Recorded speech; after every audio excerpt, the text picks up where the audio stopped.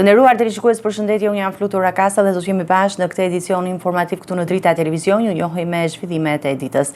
Kryeministri ka thirrur të njëjtën një mbledhje të përbashkët të grupit parlamentar dhe kabinetit qeveritar, ku socialistët do të diskutojnë qëndrimet e tyre për kërkesën e SPAK-ut për autorizimin e arrestimit që Belinda Balluku, si dhe vendimet e fundit të gjykatës kushtetuese që shfuqizoi ndryshimet e parlamentit mbi komisionet.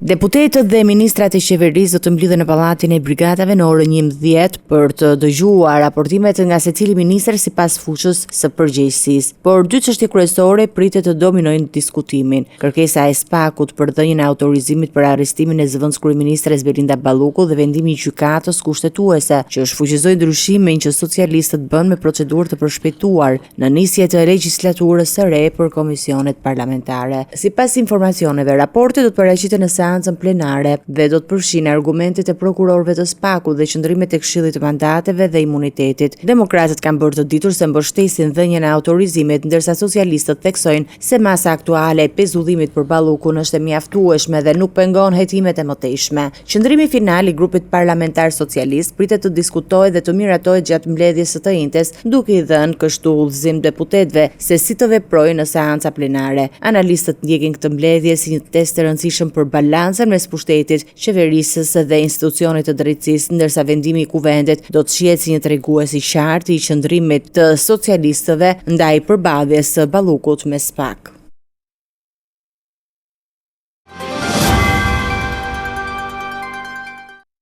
Kryetari i Partisë Demokratike Sali Berisha i kërkoi këtë të martë kryeministrit Edi Rama të jap dorëheqjen duke akuzuar se ka penguar funksionimin e drejtësisë në rastin e zëvendës kryeministres Belinda Balluku. Berisha paralajmëroi gjithashtu një protestë kombëtare me skenar ndryshe nga aksionet e mëparshme. Lideri i opozitës Sali Berisha kërkoi dorëheqjen e kreut të qeverisë Edi Rama. Gjatë një konference në selinë e Partisë Demokratike, Berisha u shpreh se Rama jo vetëm që rezulton i implikuar në mega aferat më të mëdha korruptive, por edhe pengesa kryesore e funksionimit të drejtësisë. Jam këtu për të kërkuar dorëheqjen e menjëhershme të Edi Ramës nga detyra e kryeministrit, i cili rezulton jo vetëm i implikuar në mega aferat më të mëdha korruptive në historinë e Shqipërisë dhe të Europës, por rezulton dhe pengesa më kryesore e funksionimit të drejtësisë, që ka përbën një krim të rënd në vetvete. Denoj me forcën më të madhe qëndrimin dhe urdhrin e tij dje ndaj vasalëve të tij që të mos votojnë kërkesën e prokurorisë për heqjen e imunitetit Lubi Ballukut. Rasti i tretë në të cilin Edi Rama është vetë direkt i implikuar. Ai nuk hoqi imunitetin e Sajmir Tahirit, sepse ndante me 8 trofen e drogës dhe trafiqeve. Ai nuk hoqi imunitetin e Ndrikull Xhaçkës, e kuptoni ju vetë, sepse është aksioner në vjedhjen tokë publike të 10.000 metër katror. Dhe ai tani nuk heq imunitetin e Lubi Ballukut, sepse e din që fill mrapa shkon ai. Kreu i Partisë Demokratike etiketoi socialistët si marioneta të kryeministrit, duke akuzuar Rama për ndikim të drejtë për drejtë mbi votën e deputetëve në mbledhjen e së ardhshme. Ato janë marioneta të Edi Ramës, sepse të gjithë janë të lidhur në krime dhe e din që aty do ndjekin Belindën. Këtu është gjithë problemi. Por akuzat e opozitës nuk u ndalën vetëm tek Balluku. Në dosjen Balluku, nga 6.500 mesazhe, 3.800 janë të Edi Ramës. Në një aspekt, Balluku është thjesht një shërbëtor i tij. Berisha nënvizoi se kryeministri është implikuar edhe në portin e ri në Porto Romano me një kompani ruse. Nga një anë shkonte në selinë e NATO-s dhe ju kërkonte NATO-s që të mbështesnin projektin. Nga ana tjetër kontraktor rus për ndërtimin e parkut dhe mund të informoj qytetarët se një hetim serioz do të bëhet nga parlamenti për këtë çështje. Për të gjitha këto afera, Berisha theksoi se zgjidhja është reagimi i qytetarëve. Ai paralajmëroi se protesta kombëtare së shtunës do të ketë një skenar ndryshe, duke lënë të kuptohet një mobilizim më të madh dhe më të organizuar se aksionet e mëparshme.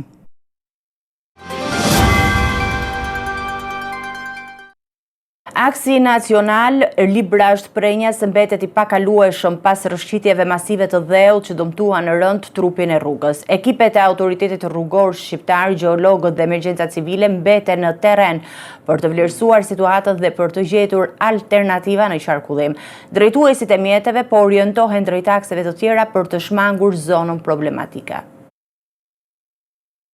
Segmenti rrugor Librasht Prenjas, një ndër nyjet kryesore të lidhjes së juglindjes me pjesën tjetër të vendit, vijon të mbetet I bllokuar pasi rrëshqitjet masive të tokës të ndodhura mesditën e së premtes shkaktuan dëmtime serioze në infrastrukturë dhe bën të pamundur qarkullimin e automjeteve. Prej disa ditësh, specialistë e autoritetit rrugor shqiptar të shërbimit gjeologjik dhe të emergjencave civile po monitorojnë nga afër terrenin duke punuar intensivisht për të identifikuar një zgjidhje teknike që të garantojë sigurinë e përdoruesve të rrugës. Sipas autoriteteve, gjatë natës nuk janë regjistruar lëvizje të tjera dheu, ndërsa situata aktualisht paraqitet më e shndrueshme. Megjithatë, zona vijon të konsiderohet me risk. Ndaj një grup inxhinierësh pa analizojnë skenar të ndryshëm ndërhyrjeje, teksa pritet dhe raporti përfundimtar I shërbimit gjeologjik, I cili do të ndihmojë në përcaktimin e masave afat shkurtër dhe afat gjatë për stabilizimin e segmentit. Ndërkohë, rrugët yçore përmes fshatrave të Librashtit nuk ofrojnë kushtet mjaftueshme sigurie për të përdorur si akse alternative. Për këtë arsye, autoritetet kanë orientuar drejtuesit e mjeteve drejt itinerareve të tjera. Për autoveturat rekomandohet segmenti Maliq-Lozhan, Strelc, Gramsh, Elbasan dhe Qafthan, Pogradec, Korç, Leskovik përmet Tepelen, ndërsa për mjetet e tonazhit të rënd sugjerohet kalimi përmes pikave doganore Qafthan dhe Bllat në lidhje me rrugën e Arbërit. Autoritetet u bëjnë thirrje qytetarëve për mirëkuptim dhe durim, duke theksuar se I gjithë vëmendja është përqendruar në hapjen sa më shpejt dhe të sigurt të qarkullimit në këtë aks strategjik. Gjykata e posaçme e apelit për korrupsion dhe krimin e organizuar ka rrëzuar kërkesën e Erion Veliajt për ndryshim të masës së sigurisë duke lënë në fuqi arrest me burg. Vendimi u mor nga gjyqtarja Nertina Kosova, ndërsa kryebashkiaku ishte I pranishëm vetë në sallë. Kryebashkiaku I Tiranës do të vijojë të qëndrojë në qeli pasi apeli I GKK-s vendosi të mos ndryshojë masën e sigurisë ndaj tij. Në seancën e zhvilluar këtë të hënë, Erion Veliaj kërkoi një masë më të butë sigurie, duke ofruar edhe garanci pasurore apo alternativa të tjera ndaj arrestit me burg. Ai kishte ankimuar vendimin e një shkurti të dhënë nga gjyqtarja Etleva Deda, e cila konfirmoi vijimsinë e izolimit. Në mbrojtje të tij ishte avokatja Valentina Teodorescu, ndërsa Veliaj ka pretenduar vazhdimisht se I është cënuar e drejta për mbrojtje efektive, duke deklaruar se ende nuk është njohur plotësisht me dosjen hetimore. Ai ka kundërshtuar dhe përfaqësimin nga çështja e caktuar kryesisht nga gjykata, duke argumentuar se nuk përfaqëson strategjinë dhe vullnetin e tij të mbrojtjes. Kërkesa për lehtësimin dhe masë erdhi pas së vendimit për kalimin e çështjes për gjykim, çka sipas palës mbrojtëse përjashton rrezikun e prishjes së provave. Veliaj ndodhet në arrest me burg që për 10 shkurt 2025, ndërsa hetimet ndaj tij janë zhvilluar nga struktura e posaçme kundër korrupsionit dhe krimit të organizuar, e cila ka paraqitur 13 akuza penale. Mes tyre, rënditet korrupsioni pasiv në disa raste, pastrimi I parave, mosdeklarimi I pasurisë, shpërdorimi I detyrës dhe futja e sendeve të ndaluara në burg. Sipas prokurorisë, përfitimet e dyshuara lidhen me kompani që kanë marrë leje ndërtimi dhe fonde publike nga Bashkia Tiranë. Në të njëjtën dosje është përfshirë bashkëshortja e tij, Ajola Xoxa, e akuzuar për korrupsion pasiv, pastrim parash dhe fshehje të ardhurave. Me vendimin e apelit, Veliaj do të vijojë të qëndrojë në paraburgim deri në përfundim të procesit gjyqësor, ndërsa çështja pritet të hyjë së shpejti në fazën e gjykimit me themel. Gjykata e posaçme dëgjoi këtë të martë kundërshtimet e ish-ministrit Fatmir Mediu ndaj provave të sjellura nga SPAK në dosjen e njohur si Gërdeci. Mediu tha se provat nuk lidhen me detyrën e tij dhe kërkoi përjashtimin e gjyqtares Irena Gjoka, duke theksuar se kjo çështje kërkon një trajtim të drejtë e të paanshëm nga sistemi gjyqësor.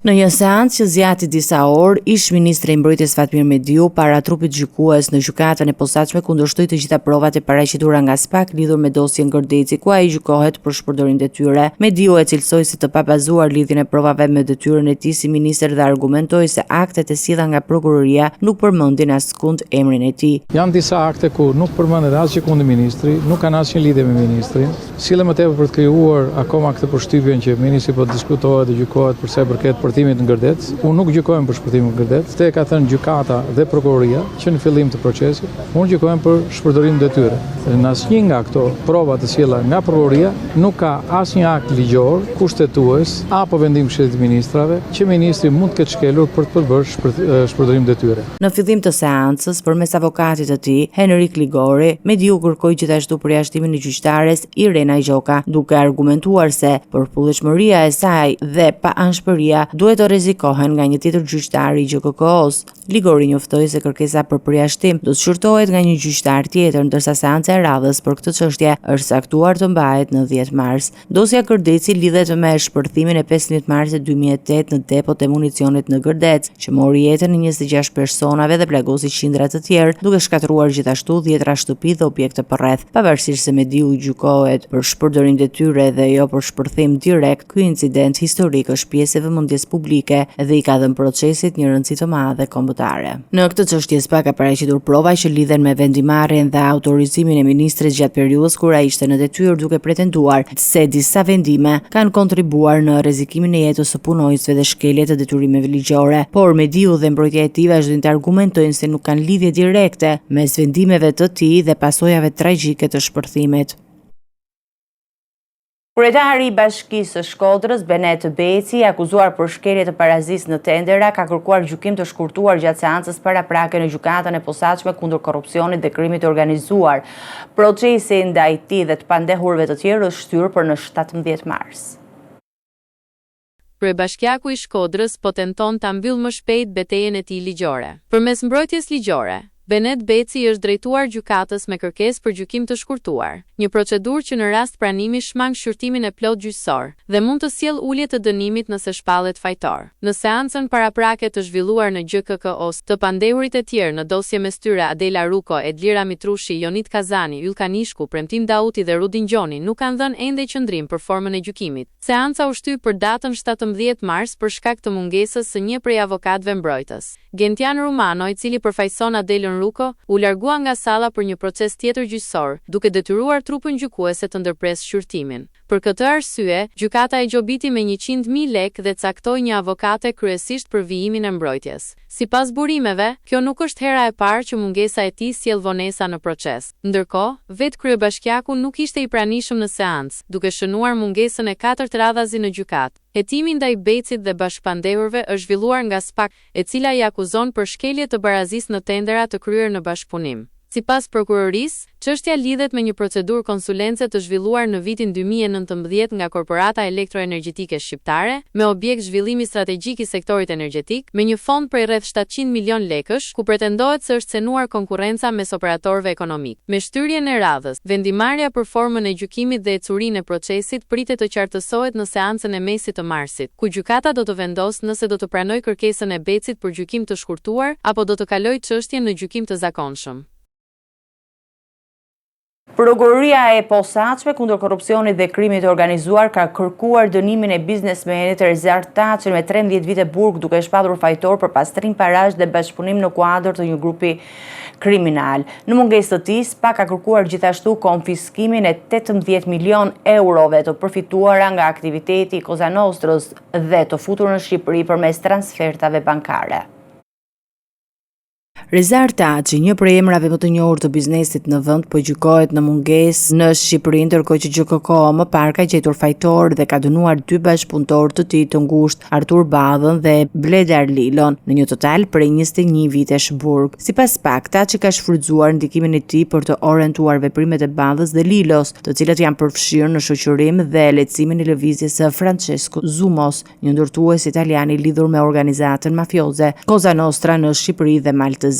Hetimet kanë zbuluar se operacioni i palishëm filloi në qershor të vitit 2021, kur Taçi premtoi ndihmë Zumos për futjen e shumës së konsiderueshme në sistemin bankar shqiptar në këmbim të mbi 3 milion eurove. Paratë e përfituara nga aktiviteti mafioz i Cosa Nostrës, të shumta deri në 18 milion euro, do të konfiskohen dhe kalojnë në favor të shtetit shqiptar sipas kërkesës së prokurorisë. SPA ka kërkuar gjithashtu shpadhjen e fajit të Taçit për veprën e bashkëpunimit kriminal, duke konsideruar udhëheqës një skeme të organizuar për për pastrim të parave. Dënimi i propozuar 13 vite burg reflekton sipas prokurorisë rëndësinë dhe përmasën e veprimeve të tij, të cilat ndikuan drejt për drejt në futjen e parave të krimit të organizuar dhe ekonominë shqiptare. Seanca gjyqësore do të vazhdojë në mungesë të taçit, ndërkohë që autoritetet paralajmërojnë se momenti i të gjitha pasurive dhe transferimeve financiare do të vijojë deri në përfundim të procesit.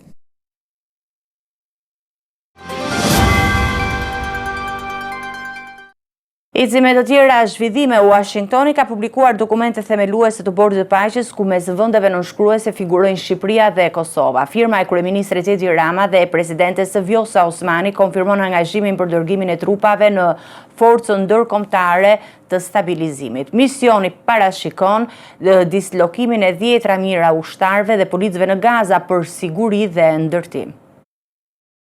Administrata amerikane ka bërë publike marrëveshjen që formalizon krijimin e Bordit të Paqes dhe ngritjen e një force shumëkombëshe stabilizimi e cila do të ndërhyjë në Gaza pas shkatrimeve masive të konfliktit. Dokumenti mban firmat e disa shteteve kontribuese, mes tyre edhe Shqipëria dhe Kosova, duke shënuar përfshirjen direkte të dy vendeve në një operacion me karakter ndërkombëtar për sigurinë dhe rindërtimin e zonës. Në deklaratën zyrtare theksohet se paqja afatgjat kërkon bashkëpunim të përbashkët, reagim të shpejtë dhe ndarje përgjegjësish mes vendeve partnere. Për këtë arsye, shtetet firmtare janë zotuar të vënë në dispozicion trupa ushtarake dhe forca policore në përputhje me vendimet e bordit dhe procedurat kombëtare. Sipas planifikimit fillestar, misioni do të përfshijë rreth 20.000 ushtar dhe 12.000 efektiv policie, të cilët do të shpërndahen në sektor të ndryshëm të territorit. Shqipëria pritet të angazhohet kryesisht në zonën e Deir el Balah, ku detyrat do të përqendrohen në garantimin e rendit, mbrojtjen e civilëve dhe mbështetjen e operacioneve humanitare. Situata në terren mbetet tejet e rëndë. Raportet flasin për mbi 85% të ndërtesave dhe infrastrukturës të dëmtuara ose të shkatëruara. Në fazën e parë, prioritet do të jetë pastrimi i rrënojave, heqja e municioneve të pashpërthyera dhe neutralizimi i tuneleve, për të krijuar kushte sigurie për rikthimin e popullsisë. Procesi i rindërtimit do të nisë nga Rafah dhe do të shtrihet gradualisht në pjesë të tjera të territorit, me fokus në ndërtimin e banesave të përhershme, shkollave, spitaleve dhe infrastrukturës jetike.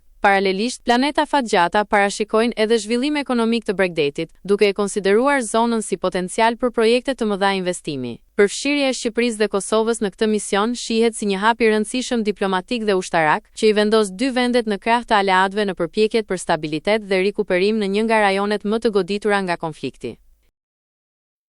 Janë vetëm 8 ditë deri në përfundim të afatit për zgjedhjet e presidentit të Kosovës, por vetëvendosja nuk ka ende një kandidat të qartë. Diskutimet vazhdojnë ndërmjet partive me emra të përfolur si Vjosa Osmani dhe antar të familjes Jashari.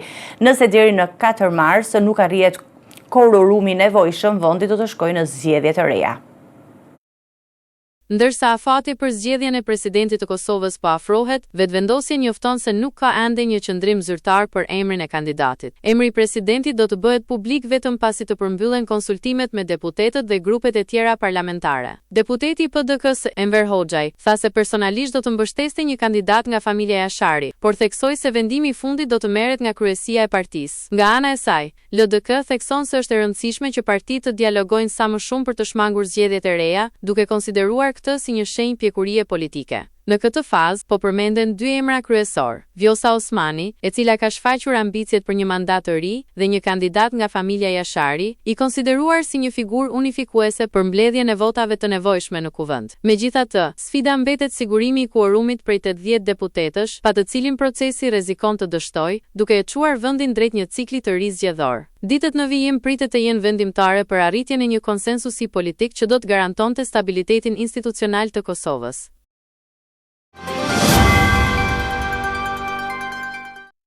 Eci me zhvillimet nga bota, agentët meksikan me mbështetjet e inteligjencës amerikane arritën të lokalizonin dhe ekzekutonin kreun e kartelit të Jaliscos, El Mencho, pas një operacioni të sofistikuar në malet e Tapalpas. Operacioni shkaktoi trazira në Jalisco, por autoritetet sigurojnë rikthimin e rendit dhe monitorimin e situatës. Një operacion i koordinuar mes njësive speciale të ushtrisë meksikane dhe inteligjencës amerikane çoi në ekzekutimin e një prej kriminalëve më të kërkuar në vend, liderit të kartelit të Jaliscos, i njohur me novkën El Mencho. Sipas ministrit të mbrojtjes Ricardo Trevilla, ekzekutimi u mundësua fal një taktike të ndjekjes, duke ndjekur gjurmët e të dashurës së Menchos. Ajo u ndoq fshehurazi deri në një kabinë të izoluar në malet e Tapalpas, ku kreu i kartelit kishte qëndruar i fshehur për disa ditë. Pamjet e siguruara tregojnë momentin kur ushtria mësyu drejt vendodhjes, duke përdorur edhe helikopter për të thyer mbrojtjen e kartelit të gjeneratës së re të Jaliscos. Operacioni përfundoi me ekzekutimin e Menchos, duke dhënë një goditje të rëndësishme ndaj krimit të organizuar në Meksik. Megjithatë, pas operacionit, trazirat nuk vonuan. Deri më tani raportohet se 73 persona kanë humbur jetën, shumica e tyre në shtetin federal të Jaliscos, ndërsa autoritetet po punojnë për të stabilizuar situatën dhe për të parandaluar shpërthime të mëtejshme dhune. Presidentja Claudia Sheinbaum konfirmoi se rendi është rivendosur dhe se pjesëtarët e karteleve të dhunshëm janë neutralizuar. Pamjet e fundit tregojnë qytetin e Guadalajarës, kryeqyteti i Jaliscos, ku qetësia duket se ka rikthyer aktivitetin normal në rrugë dhe tregje. Ushtria vazhdon të mbajë në monitorim të gjitha vatrat e nxehta, duke ndërmarrë patrullime intensive për të parandaluar përplasjet e mëtejshme dhe për të garantuar sigurinë e banorëve. Ky operacion konsiderohet si një goditje historike ndaj trafikut të drogës në Meksik, duke shkaktuar një efekt të menjëhershëm në strukturat e kartelit më të fuqishëm në vend. Ukraina shënon 4 vjet nga nisja e agresionit rus, një luftë që ka ndryshuar ekuilibrat e sigurisë në Europë dhe më gjerë. Në Kiev u mbajtën omazhe për viktimat, ndërsa liderët perëndimor i konfirmuar mbështetjen politike dhe ushtarake. Pavarësisht solidaritetit ndërkombëtar, lodhja dhe pasiguria për paqen mbeten të forta mes qytetarëve. 4 vite pas shpërthimit të luftës, kryeqyteti Kiev u zgjua në një atmosferë reflektimi dhe dhimbjeje. Banor, familjar të ushtarëve dhe zyrtar të lartë, u mblodhën në qendër të qytetit për të nderuar kujtimin e të rënëve dhe për të kërkuar drejtësi. Sheshi kryesor u mbush me flamuj, lule dhe fotografi të atyre që humbën jetën në mbrojtje të vendit, ndërsa sirenat e alarmit, tashmë një pjesë e trishtë e përditshmërisë, kujtuan se konflikti mbetet i hapur. Presidenti Volodymyr Zelensky, në një adresim drejtuar kombit, vlerësoi qëndresën e popullit dhe theksoi se Kievi nuk do të dorëzohet deri në çlirimin e plotë të territoreve. Ai bëri thirrje për unitet kombëtar dhe kërkoi nga partnerët ndërkombëtar mbështetje të vijueshme ushtarake dhe financiare për të përballuar agresionin që ka hyrë në vitin e 5. Në anën tjetër, situata në front mbetet kritike. Luftimet e ashpra po vijojnë në lindje dhe jug të vendit, ku të dyja palët raportojnë humbje të konsiderueshme. Pavarësisht lodhjes nga lufta, vullneti i ukrainasve për të qëndruar të lirë mbetet i patundur, ndërsa komuniteti ndërkombëtar rrit presionin diplomatik mbi Moskën përmes sanksioneve të reja. Për banorët e Kievit, kjo përvjetore nuk shënon vetëm kalimin e kohës, por simbolizon një betejë të vazhdueshme për ekzistencë. Mes rënojave dhe shpresës, kryeqyteti i Ukrainas dëshmon se forca e shpirtit njerëzor është arma më e fuqishme kundër çdo pushtimi. Në mes të tensioneve të vazhdueshme me Iranin, Shtetet e Bashkuara të Amerikës kanë intensifikuar lëvizjet ushtarake në bazën ajrore, baza ajrore Lajes në ishullin e Terceria. Së 10 avion luftarak me mjete logjistike janë regjistruar në pistë gjatë ditëve të fundit, ndërsa autoritetet amerikane flasin për operacione tranzit rutin. Aktiviteti ushtarak amerikan në arkipelagun e Azore ka njohur një rritje të ndjeshme, duke rikthyer në vëmendje rolin strategjik të bazës ajrore Lajesh në operacionet ndërkontinentale të Washingtonit. Kjo strukturë, e përdorur nga aleatët që në fund të luftës së dytë botërore dhe e formalizuar përmes një marrëveshje dypalëshe që prej vitit 1951, shërben si pikë kyçe furnizimi dhe tranziti për forcat amerikane që lëvizin mes Atlantikut dhe lindjes së mesme. Vetëm më 18 shkurt u raportua një numër i lartë zbarkimesh, ku në pistë u pa 11 avion cistern KC-46 Pegasus, 12 avion luftarak F-16 Viper dhe një transportues i rënd mallrash CG-17 Globemaster 3. Prania e këtyre mjeteve sugjeron përgatitje logjistike për operacione në distanca të gjata, përfshirë furnizim ajror dhe transport trupash apo pajisjesh. I pyetur për lëvizjet, Pentagoni deklaroi se Komanda Evropiane pret rregullisht avion dhe personel në përputhje me marrëveshjet ekzistuese me aleatët, por shmangu të jap detaje të mëtejshme për arsye sigurie operacionale. Ndërkohë, Ministri i Jashtëm portugez Paulo Rangel konfirmoi se përdorimi i bazës nga SHB mbështetet në traktatin dypalësh dhe se, sipas këtij kuadri ligjor, amerikanët mund të nisin operacione ushtarake edhe pa një autorizim të drejtpërdrejtë nga Lisbona. Këto zhvillime vijnë në një moment delikat gjeopolitik, teksa përplasjet verbale dhe diplomatike mes Washingtonit dhe Iranit mbeten të forta, duke shtuar spekulimet se Azoret mund të shërbejnë si nyje kyçe për çdo lëvizje të mundshme ushtarake në rajon. Ish-ministri britanik Peter Mandelson është liruar me kusht disa orë pas arrestimit nga Policia Metropolitane e Londrës. Ai dyshohet për shpërdorim detyre në funksionimin publik dhe për përsëritje të informacionit të ndjeshëm qeveritar. Hetimet lidhen me marrëdhënien e tij me financierin e ndjer Jeffrey Epstein. Shtetet e Bashkuara po shënojnë një tjetër kapitull në historinë e tyre politike në udhëheqjen e presidentit Donald Trump. Pas marrjes së detyrës, administrata e re ka ndërmarrë një sër hapash që synojnë riformatimin e politikave të brendshme dhe pozicionimin e vendit në skenën globale. Puna e Trump po fokusohet kryesisht në forcimin e ekonomisë, kontrollin e kufive dhe rishikimin e marrëveshjeve tregtare, duke ndjekur parimin e tij të njohur Amerika e para. Mbështetja e figurave të rëndësishme të botës së biznesit dhe teknologjisë ka qenë një shtyllë e fortë për agjendën e tij. Një rol kyç po luan miliarderi Elon Musk, i cili është parë shpesh pranë presidentit në ngjarje strategjike siç ishte vizita e fundit në bazën e kompanisë SpaceX në Texas. Bashkëpunimi mes shtëpisë së bardhë dhe sipërmarrjeve të Musk sugjeron një qasje të re ku inovacioni privat dhe interesat shtetërore ecin krah për krah, veçanërisht në fushat e mbrojtjes dhe teknologjisë hapësinore. Në rrafshin ndërkombëtar, Trump ka treguar një qasje të drejtpërdrejtë, duke kërkuar nga aleatët e NATO-s rritjen e kontributeve financiare dhe duke ndjekur një diplomaci aktive në rajonet e nxehta si Lindja e Mesme. Megjithse politikat e tij shpesh shkaktojnë debate të forta, mbështetësit e shohin atë si liderin që po kthen fuqinë dhe autoritetin amerikan në botë. Dinamika e krijuar mes presidentit Trump dhe aleatëve të tij strategjik pritet të përcaktojë drejtimin e Amerikës për 4 vitet e ardhshme. Me një fokus të qartë te sovraniteti dhe zhvillimi teknologjik, kjo administratë synon të lërë një gjurmë të pashlyeshme në historinë moderne të Shteteve të Bashkuara.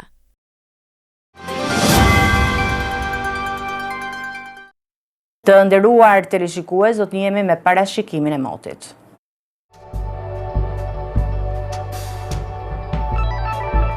Territori shqiptar për datën 25 shkurt 2026 do të jetë në ndikimin e masave ajrore të qëndrueshme, duke sjellë mot të kthjellët dhe me diell në të gjithë vendin. Paraditja do të jetë e kthjellët në shumicën e territorit, ndërsa pasditja vijon me diell dhe temperatura relativisht të buta për këtë periudhë. Temperatura minimale pritet të zbresë deri në 0 gradë Celsius, ndërsa ajo maksimale do të arrijë deri në 16 gradë Celsius.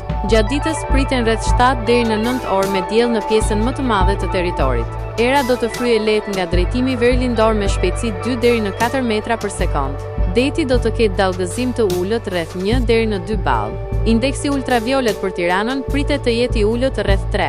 Sipas të dhënave astronomike, lindja e diellit në Tiranë do të jetë rreth orës 6:15 minuta, ndërsa perëndimi rreth orës 17:33 minuta.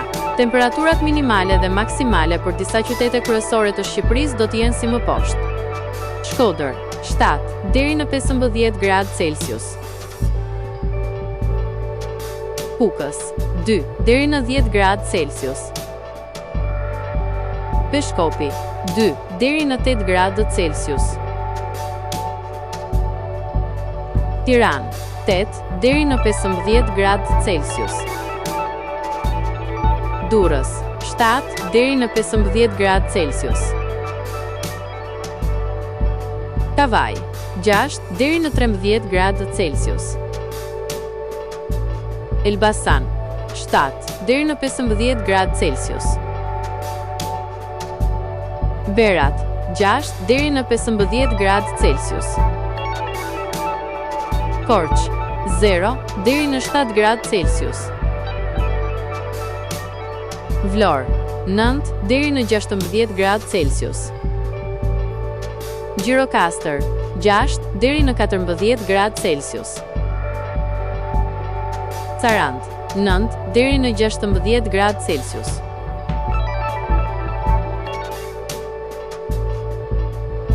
Territori i Kosovës për datën 25 shkurt 2026 do të jetë në ndikimin e motit relativisht të qetë me vranësira të pjeshme dhe intervale me diell. Paraditja do të jetë e freskët me vranësira, ndërsa pasditja sjell kthjellime të her pas hershme.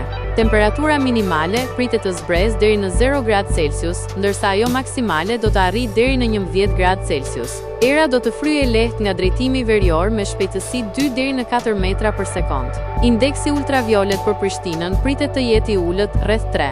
Sipas të dhënave astronomike, lindja e diellit në Prishtinë do të jetë rreth orës 6:11 minuta, ndërsa perëndimi rreth orës 17:26 minuta. Temperaturat minimale dhe maksimale për disa qytete kryesore të Kosovës do të jenë si më poshtë: Mitrovic 2 deri në 10 gradë Celsius. Podujev 0 deri në 10 gradë Celsius. Kënderaj 1 deri në 10 gradë Celsius. Pej 1 deri në 10 gradë Celsius. Prishtinë 0 deri në 10 gradë Celsius. Gjakov 1 deri në 11 gradë Celsius. Malishev 1 deri në 10 gradë Celsius. Gjilan 0 deri në 10 gradë Celsius. Perizaj 2 deri në 10 gradë Celsius. Kaçanik 1 deri në 8 gradë Celsius. Suharek 1 deri në 11 gradë Celsius. Prizren 1 deri në 10 gradë Celsius. Ishte i gjithçka e përgatitur në këtë edicion informativ. Për më shumë zhvillime, klikoni në faqen tonë zyrtare drita.tv. Ju mund na ndiqni edhe në rrjetet sociale, Facebook, Instagram, YouTube, ku jemi me përditësime në çdo kohë. Vazhdoni të qëndroni në shoqërinë e programacionit Drita, bashkë miru takofshim në edicionin e ardhshëm.